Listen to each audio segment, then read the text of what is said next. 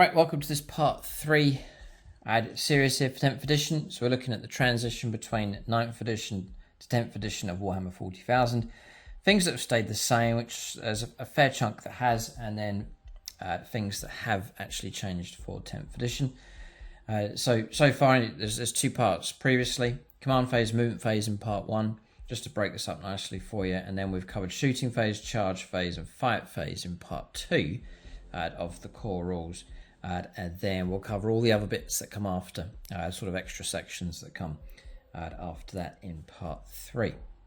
So just the idea is to help you as you switch over. Most people watching this will probably be switching over from 9th edition to 10th edition. There'll be some people watching the video that are just getting back into Warhammer 40,000, so you should see enough of the rules here to get an idea if you're new to 40k as well. But the idea of the series is to help you out and as you swap over to 10th edition. And so far, I'm impressed. I think, as I said in part 2, really this has been the edition where Games Workshop listened to the problems of 9th edition and have made a more refined and better version of the game. So it looks really good so far. So do remember, for Discount 40k, the Outpost, link for them in the video description below. It doesn't cost you anything to use that link, but when you do, it's tracked by them, and then we get some credit that we can use then to get hold of more models for the channel. So by using that link for your Discount 40k stuff and other gaming systems and paints and accessories and so on, it does help support the channel. So we finished up here at part 2 with consolidation and the end of the fight phase. So then you have data sheets here. So this is how your units will look, the profiles for them, and then you've got, we'll go a bit of an explanation of how this works. It's structured differently here, but there's some familiar stuff as we shall see. So the name of your datasheet across the top, so Space Marine Intercessors, for example, and the different profiles across here. So M is movement, hasn't changed. Example here of 5-inch move. T is for toughness. Save is just normal save and throw, so 2+. In this case, W is your wounds. Leadership is 4+. So that's your dice score on 2 dice. And higher is better. So they've switched it around. It used to be that you rolled lower, but now you need to roll higher. So you need to roll in total on 2d6, 4 or more, adding those 2 dice together, and then that means you passed your leadership. So LD4 is pretty good. So the lower the better for leadership values. And then when you're rolling dice, trying to score as high as you can. OC is your objective controls. That's when you're playing the missions, trying to control objectives. The higher the number, the better for that one. And then what it gives you is that they've changed the way this works here as well. So they give an example of ranged weapons. So here it's an example weapon, a pistol. It gives you the range, 12. It gives you the number of attacks. So how many attacks that weapon will give you. There's another weapon here which is attacks 2 or attacks D3. The ballistic skill is of that weapon with that unit. So you could have a bolter allocated to different units, but the ballistic skill for them will be, you'll find it here. So some units can be better at using bolters, for example, than others who may not hit as well. So you're using the ballistic skill as found on the relevant data sheet. So ballistic skill 2+ in this case. Strength for the weapons there, the AP if there's any, and the damage for you. Then also they've included melee weapons, and again you don't get an attacks characteristic for your model. It's there with the weapon. So this unit using that weapon, that's the number of attacks that they get. So it's all in there. The weapon skill, what you need to hit, the strength of the weapon, the AP minus, and the damage there as well. It's just these quick reference sheets. This is going to contain all the information that you need for your unit, and you can imagine just laying those out across your battlefield ready to go, and you're just referencing this, not having to flick through books, but everything you need is on there, all the stat lines that you need. Abilities for units are here on the right hand side. So for example here is Deep Strike, what faction they are, Angels of Death. There's an aura ability recorded there as well. If there's an invuln save, it's there also, so 4+ in this case, and you've got your keywords stretched out along the bottom. That's pretty much it. So that's the way the data sheets work. Oh, this could be the opposite side, perhaps. That'd be handy. I think so, yeah. Yeah, so on this side you've got how to put the unit together. So you'll not need that during the game, but that's for your reference of putting the unit together. So, for example, the size of the unit, what war gear options they can take, what models can take what within that unit. So that's a brilliant structure there. It's a great idea. So there's some bits down across here. Now, we've talked about leadership already. So aura abilities, just to clarify, some abilities affect multiple models or units in a given range. These are known as aura abilities, like a 6-inch aura, like a bubble, and then it affects units that are nearby. A model with an aura ability is always within range of its own abilities. So just to clarify that, if you've got an aura ability, then you benefit from that as well. Unless told otherwise, a unit can be affected by more than one aura ability at a time, but if units are in range of the same aura ability more than once, then it doesn't stack. You only be benefiting from it once.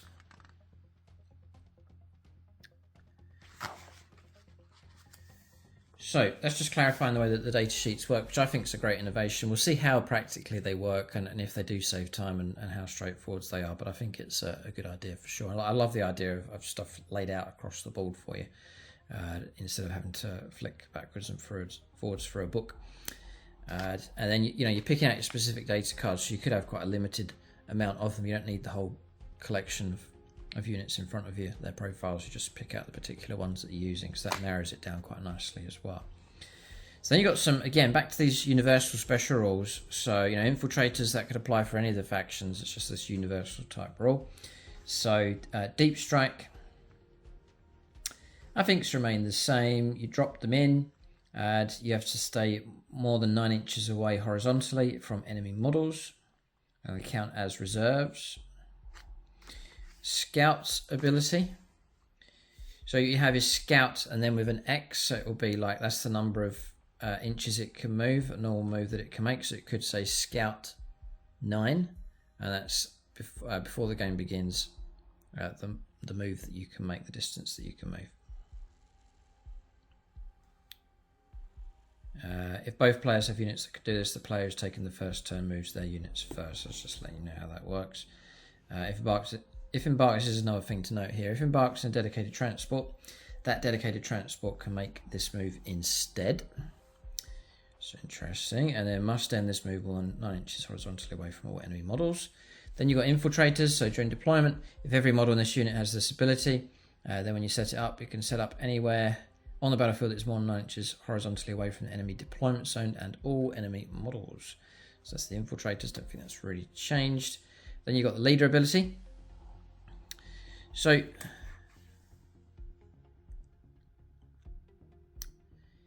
yeah. So you need... We'll find out how many bodyguard units there are.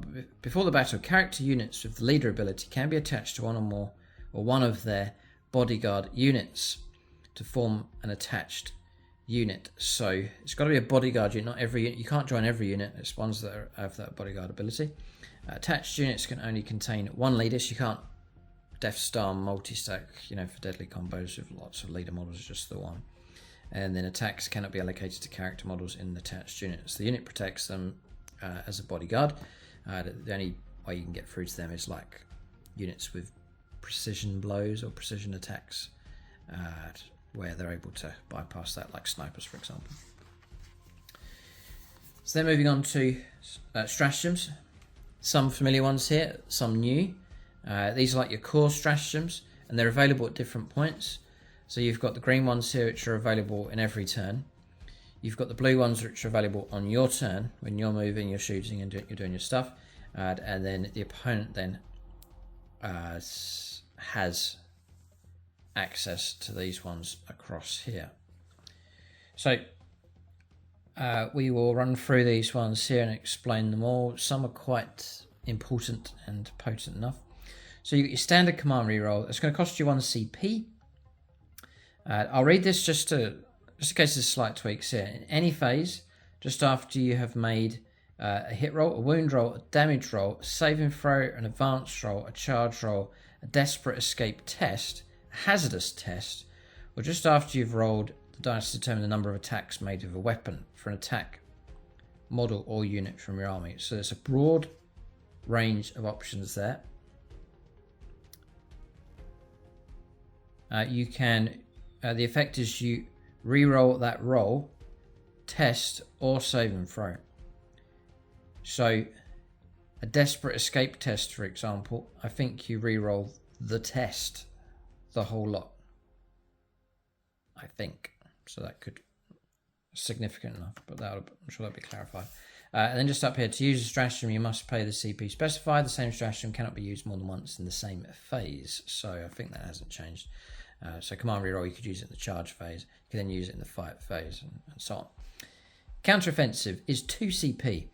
So fight first, just after an enemy unit has fought. Target one unit from your army that is within engagement range of one or more enemy units and has not already been selected to fight this phase. Your unit fights next. So interrupt play basically and fight with that one. It's 2 CP, hasn't changed. Epic challenge. Next, 1 CP. In the fight phase, when a character unit from your army that is within engagement range of one or more attached unit is selected to fight, you target one character model in your unit. To the end of the phase, all melee attacks made by that model have the precision ability. So you're trying to root out another enemy character within a unit, then you can pay a CP to do that with Epic Challenge. Interesting dynamic, that one. That just creates an opening there to try and get through to enemy characters that are sheltering amongst units. Quite realistic as well, so fair enough. Then we've got Insane Bravery. So 1 CP. When a Battle Shock test, the Battle Shock step of your command phase, just after you've failed a Battle Shock test taken for a unit from your army. The unit from your army that Battle Shock test was taken for, even though your Battle Shocked units cannot normally be affected by your stratagems. Because you're not allowed to use stratagems, but you can with this one. Your unit is treated as having passed that test, so it's auto-pass Battle Shock, basically. Okay. Next is Grenade. This one's interesting. So you're using the shooting phase. The target is 1 grenades unit from your army that is not within engagement range of enemy units and has not been selected to shoot this phase. The effect, select 1 enemy unit that is not within engagement range of any units from your army and is within 8 inches and visible to the grenades unit. You roll 6d6 and each 4+ is a mortal wound. So there's a little sting there with grenade weapons. Very interesting, that one, and quite useful. You know, a humble infantry squad all of a sudden could chuck a load of grenades and cause a bit of trouble. So that one's well worth remembering. Then you've got Tank Shock for 1 CP. Use it in your charge phase. The target is a vehicle from your army. To the end of that phase, after your unit ends a charge move, select 1 enemy unit within engagement range of it. Then select 1 melee weapon your unit is equipped with, or a number of d6 equal to that weapon's strength characteristic. If that strength characteristic is greater than that unit's toughness characteristic, roll 2 additional d6.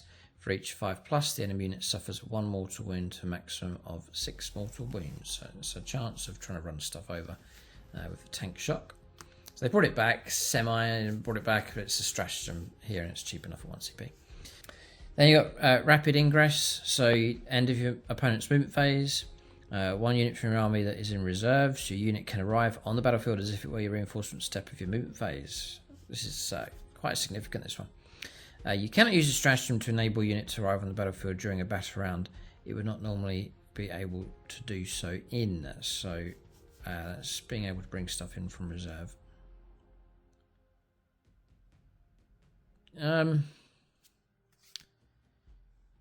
Okay. That's done in your opponent's turn. So you're just basically making something arrive, but I don't think you can do anything else with that. I suppose it just lets you arrive. You can maybe use it to block something. Or just to get it onto the board. Okay, not sure about that one. Next is Overwatch. So Overwatch is still there, but it's still a stratagem. 1 CP. When your opponent's movement or... Oh, well, how interesting. So, Overwatch then. Your opponent's movement or charge phase. So keep that in mind. You can do it in the opponent's movement phase. Just after an enemy unit is set up, or when an enemy unit starts or ends a normal, advance, or fallback or charge move. It's very significant here. So keep that in mind. The Overwatch is available in the movement phase, or the opponent's movement phase. 1 unit from your army is within 24 inches of that enemy unit, and it would be eligible to shoot if it were your shooting phase. Unit can shoot that enemy unit as if it were your shooting phase. Until the end of the phase, each time model unit makes a ranged attack, a modified hit roll of a 6 is required to score a hit. So it is still at those 6s to get your hits coming through. Irrespective of the attacking weapon's ballistic skill or any modifiers, you're going to use the stratagem once per turn. So you can't do it both in the enemy's movement phase and in the charge phase, for example. Bear that in mind. You can try and overwatch in the opponent's movement phase. So how very, very interesting. Go to ground. 1 CP. Your opponent's shooting phase just after the enemy unit has selected its targets. So, you know, I'm going to fire this at your squad. And you say, hang a second, I'm going to play go to ground for 1 CP. Select as target is 1 infantry unit from your army that was selected as the target of 1 or more of the attacking unit's attacks. Until the end of that phase, all models that unit have a 6+ invulnerable save and have the benefit of cover. So they're getting cover and an invuln save. Nice, very useful. It's worth getting to grips with these, both, well, the new ones especially, just getting those into your mind. Smoke screen 1 CP uses your opponent's shooting phase just after the enemy unit has selected its targets. 1 smoke unit from your army that will select as the target of 1 or more of the attacking unit's attacks. Add all models to the end of that phase. All models in your unit have the benefit of cover and the stealth ability. Oh. Which I guess is the -1 to hit. So there's 2 things going on here with smoke screen. Yeah, so -1 to hit and the benefit of cover. So it's a double bonus for that one, and realistic enough that the smoke's giving you that benefit coming through. Heroic Intervention is 2 CP. So your opponent's charge phase just after an enemy unit ends a charge move. Target 1 unit from your army is within 6 inches of that enemy unit and would be eligible to declare a charge against the enemy unit as if it were your charge phase. Your unit now declares a charge that targets only that enemy unit, and you resolve that charge as if it were your charge phase. So yeah, Heroic Intervention used to be for characters wandering around, but that's sort of gone now because they're attached to units. So now Heroic Intervention could be a unit that does it. Yeah, so you come to the aid of another unit with like a counter charge, basically. You can only select a vehicle unit from your army if it's a walker. Note that even if this charge is successful, your unit does not receive any charge bonus this turn. So walkers can do it. Very interesting, Heroic Intervention. So there's some key tactical ones here, some newer ones that have been added in. So keep the stratagems in mind. We'll move on now to strategic reserves. So the previous videos, part 1 talks a little bit about reserves. Now is more of the detail of how this works. So there are some changes here. Placing unit into strategic reserves. This is the points, the combined points value of units that can be placed into strategic reserves for the battle. Basically, it's 25% or less of your army. So for a 2,000 point strike force size game, 500 points go into reserve. So gone are the days of half my Blood Angels army being off the board. You can't do that anymore. It's up to 25%. So reserves are still important, but you can't go putting it up to half your army in reserve. It's now 25%. So units are not deployed at the start of the battle. Combined points value cannot exceed 25% of your army's total. You cannot put fortifications into reserve. So that's going to, again, affect your overall army strategy and the way you build your force and your plan of attack. Arriving from strategic reserves, they can arrive in the reinforcement step of movement phase from the 2nd battle round onwards.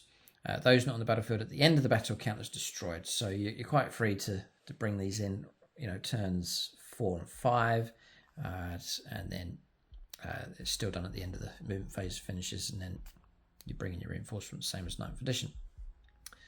Setting up reserves units. So they've made this quite straightforward. During the 2nd battle round, set up wholly within 6 inches of any battlefield edge, but not the enemy deployment zone.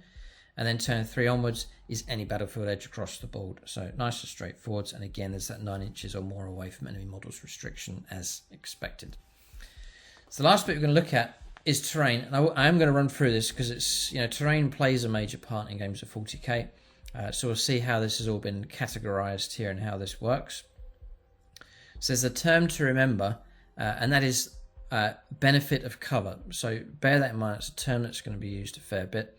Benefit of cover is +1 to armor saving throws against ranged attacks. So if you're receiving the benefit of cover, it's +1 to your armor save. Now, this is where I think it's going back to one of the previous editions where this used to happen.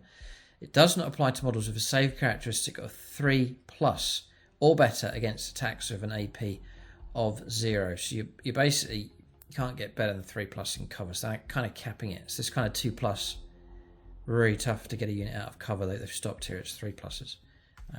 So yeah, you can still have your 2+ armor save whilst you're in cover. But your basic armor save if you've got a 2+, but you can't be improved. You're not going to get the benefit of cover if your armor save is 3+ or better. And then multiple instances, not cumulative. So then you're on your terrain. So what we've talked about just a second ago will come up here for craters. So craters and rubble. Models can move. So it talks about movement, visibility, and then other bits like benefit of cover, engagement range for these fuels and pipes and so on. So I'm going to run through these to give you an idea of the way cover works, which is going to be important for your games. So craters and rubble. Models can be moved over this terrain as described on page 15, which just means just going straight through. So there's no limitation on moving through the craters. Visibility is normal visibility rules apply. And then the benefit of cover. Each time a ranged attack is allocated to an infantry model that is wholly on top of this terrain feature, that model has the benefit of cover, i.e. +1 to armor saving throws, capped at 3+. So that's it. Nice and straightforward. Infantry can hide in the craters, and that's pretty much all there is to say. Then you've got barricades and fuel pipes. So these like 2-inch barricades here, the fuel pipes, which feature a fair bit in our games. Models can move up, over, down this terrain feature, but they cannot set up or end any kind of move on top of it, same as 9th edition. Normal visibility rules apply. And then engagement range. So in the charge phase, if an enemy unit is within an inch of this terrain feature, so say like this model here is just right near this, it could still make a charge move against that enemy unit, provided it ends that charge move as close as possible to this terrain feature and within 2 inches of that enemy unit. So you can fight across the pipes or across the walls, basically, with that. In the fight phase, units are eligible to fight, and models can make attacks if their target unit is on the opposite side of the terrain feature and within 2 inches of them. So again, it applies for close combat as well. And the benefit of cover. Each time a ranged attack is allocated to an infantry model, it's wholly within 3 inches of this terrain feature. If that model is not fully visible to every model in the attacking unit, because of this terrain feature, that model has the benefit of cover against that attack. So you've got to be on the right side of it to get the benefit of cover. So yeah, you can get light cover behind pipes, behind barricade walls, and so on. Nice and straight, but I can't see much problem. This all seems very straightforward here. Battlefield debris and statuary. So little bits, statue and so on. Things like this used to carry all these different rules, but they just lumped all this together. Models can move up, down over this terrain feature, but they cannot be set up or in there any kind of move on top of it. So you could literally climb up and over this thing if you. That's not going to happen, but it's possible. Normal visibility rules apply. Benefits to cover. Each time ranged attack is allocated to the model. If that unit is not fully visible to every model in the attacking unit because of the terrain feature, that model has the benefit of cover. So an infantryman can shelter behind the big statue and get light cover for that. Hills, industrial structures, sealed buildings, and armoured containers. So all these kind of things across here, uniform armoured containers and so on. Movement. These terrain features are raised areas that models can be set up on top of and end a move on top of, provided the model's base does not overhang the terrain feature. If the model does not have a base, no part of that model that would be in contact with the battlefield at ground level can overhang that terrain feature. And then in addition, other terrain features can be set up on top of a hill terrain feature, provided no part of those terrain features overhangs the hill terrain feature. So your hammerfall bunker, for example. Visibility normal rules apply. Benefit of cover. Each time a ranged attack is allocated to a model, if that model is not fully visible to every model in the attacking unit because of the terrain feature, the model has the benefit of cover. So you could be just behind the crest of a hill, and you'll get the benefit of cover. Cool. Nice. It's not bad.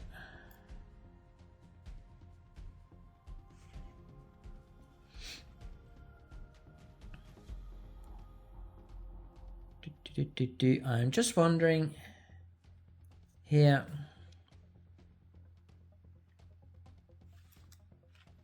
Yeah. It just says models have the benefit of cover. I'm just wondering, and maybe this is one for the comment section. If I make a mistake here, or people want to expand on what I've said or clarify things, do leave that in the comment section. If you're watching this video, check out the comments, see what people have said, just to make sure everything's correct. But could a tank that is behind the crest of a hill get the benefit of cover? That's my question.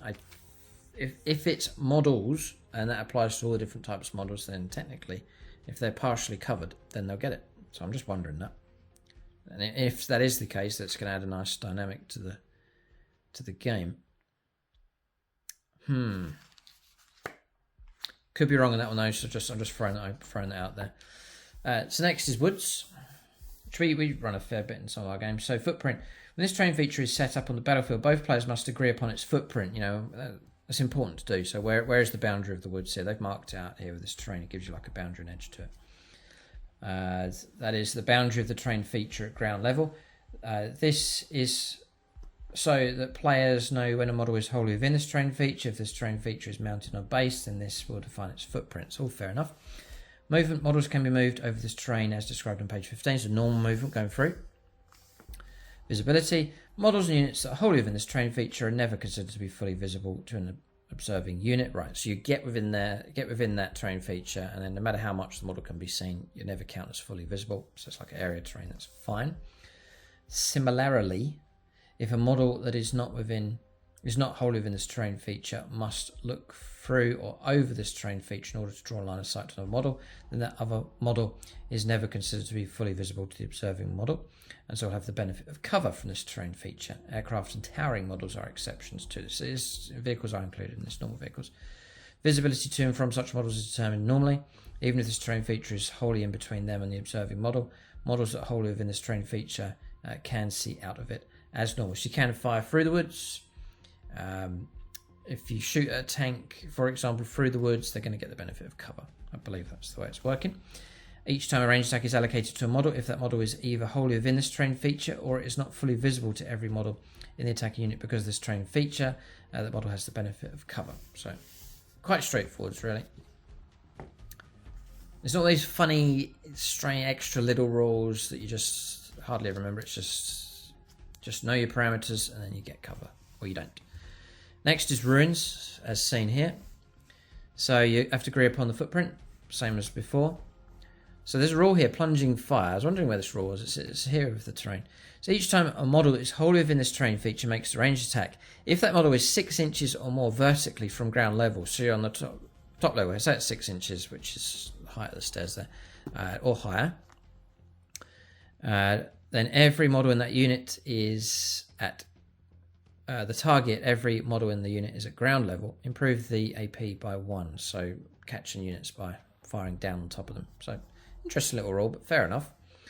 Movement. Infantry and beast models can move through this terrain feature. That's walls, floors, ceilings, gantries, chains, as if it were not there. It's just free movement going through. A model cannot end a move within a wall, a floor, etc. Right, so you can't and then infantry, beasts, and fly models can be set up or end a move on any floor level of this terrain feature, but if that level is not the ground floor, such models can only do so at their if their base does not overhang the floor of that level, i.e. a model does not have a base, no part of that model, or if a model does not have a base, no part of that model would be in contact with the battlefield at ground level, can overhang that floor. All other models can only be set up or end a move on the ground floor of this terrain feature. Right, so tanks can go into ruins, I think. No. Sorry. I don't think so. It just says movement. Infantry and beast can go through it. Infantry, beast, and flyer can go on multiple levels. Yeah, I think that's the way it works. So Tower Hammerhead could try and land on top of a building, but it can't move through the rubble, I think. On any floor of this terrain feature, yeah. If that level is not the ground floor, okay, so no.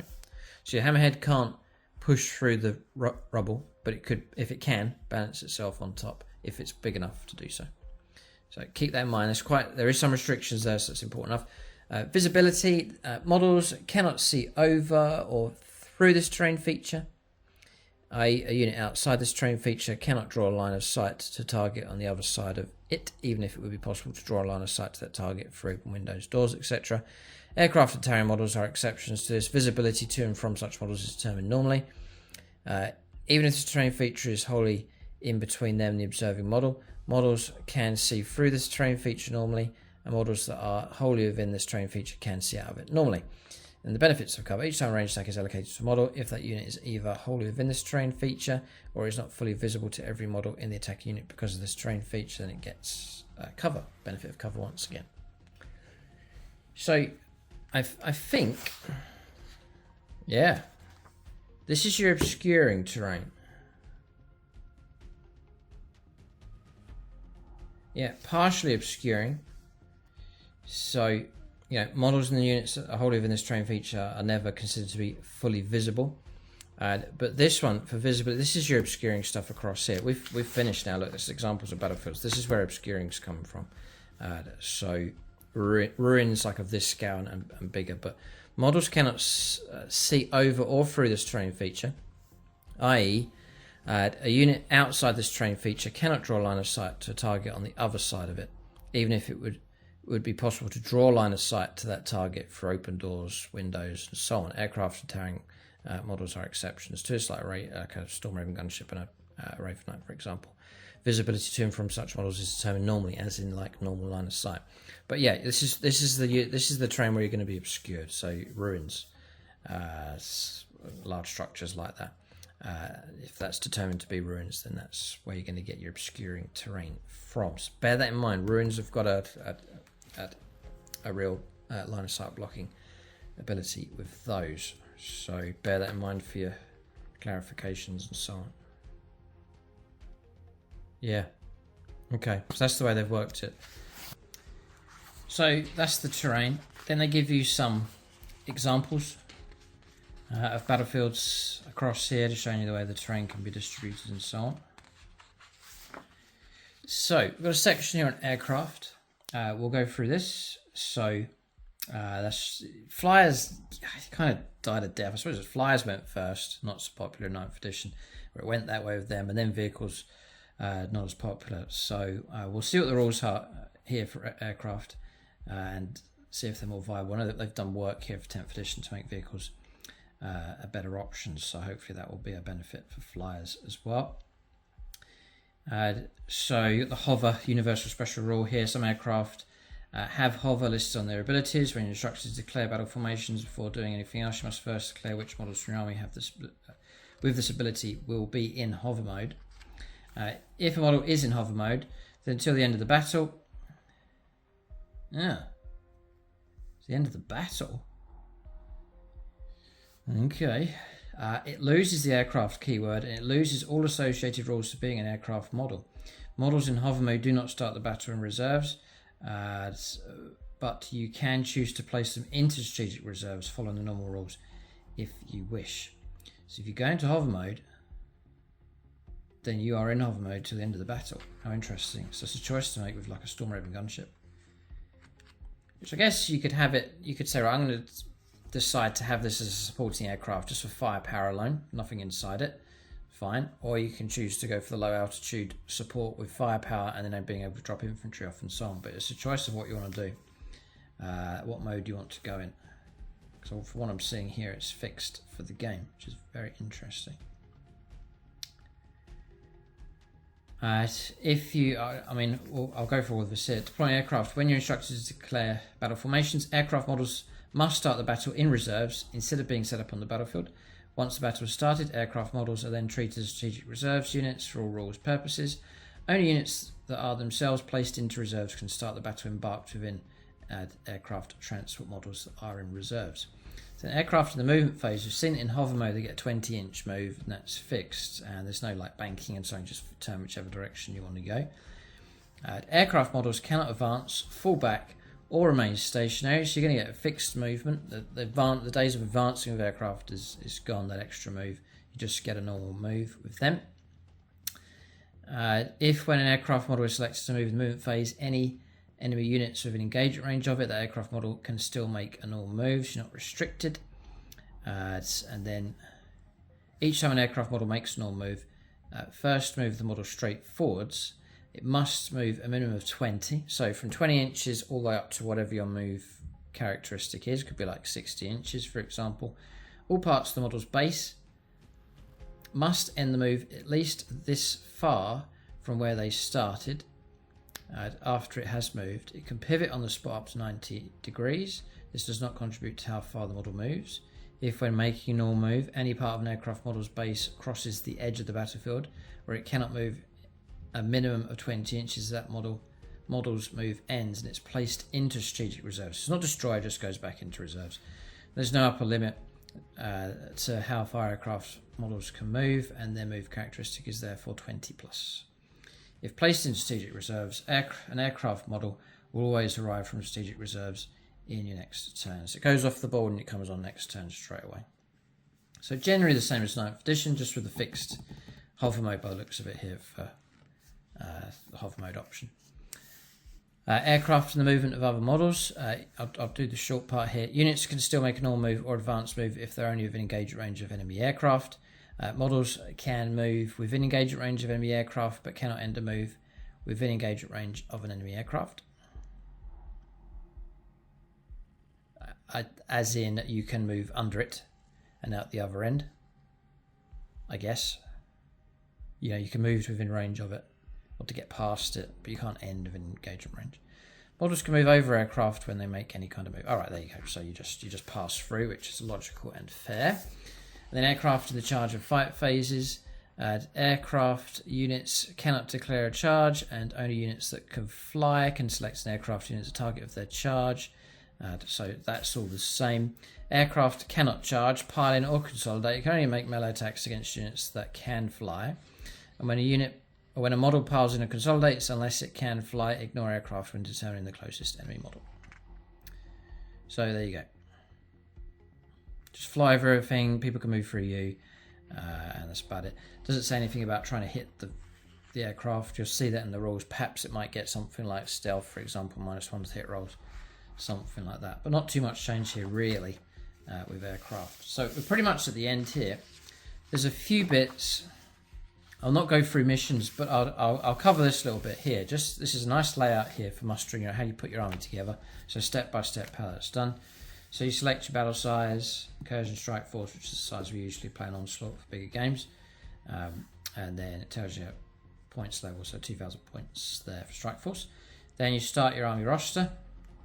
You can get blank sheets from Warhammer Community. Then your army factions, so you choose which factions, Space Marines for example. Select detachment roles, so you'll get different detachments, different abilities, different stratagems and so on. You pick that. Then you select your units, you go by points. Power level's gone, so it's all points now as you build up. There are some rules though. That unit has the faction keyword you chose for your army in step 3. Fair enough. You have enough points remaining, obviously, and then your army does not already contain 3 units of the same datasheet name as that unit.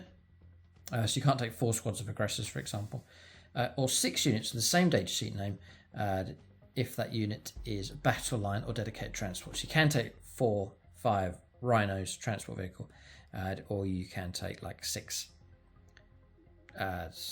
intercessor squads, tactical squads, because they are battle line type units. So that's not changed.